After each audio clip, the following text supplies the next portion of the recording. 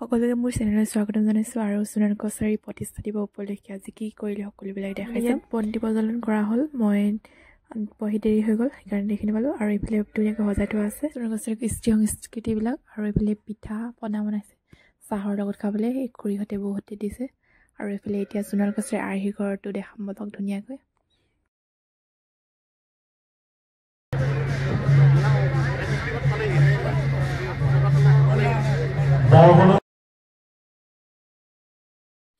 এইফালে আছে ভঁৰাল, আৰু ভঁৰালত ধান ৰখাৰ উপৰিও জাকৈ, খালৈ আৰু চেপা এনেকৈ থোৱা হয়। তাৰপিছত এইফালে আছে ঢেঁকীশাল, সকলোৱে চিনি পায়। তাৰপিছত বলক এতিয়া যাম পাকঘৰলৈ।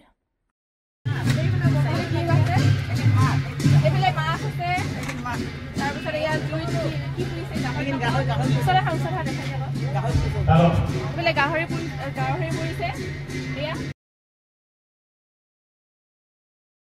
এইটো লেম্প কছাৰী মানে এনেকে ৰখা হয়।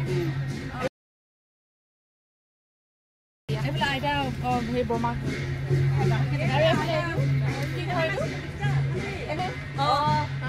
এইফালে পাকঘৰ, তাৰপিছত এইফালে বনাই আছে বনালে তামোল দিছো। আমাৰ কছাৰী পাকঘৰ এনেকে ৰখা হয়। তাৰপিছত এইফালে আমাৰ আমৈদেউ তামোল দিয়া আছে, তামোল আৰু এনেকে বহিব দিয়া হয় আলহী আহিলে। আলহী গৃহতক মাতে গোহালি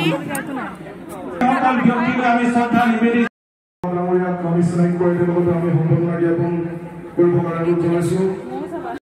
উপসভাপতি সন্মানীয় বিষ্ণু ককাইদেউক আমি চিনাকি কৰাই তেওঁলোকতে সম্বৰ্ধনা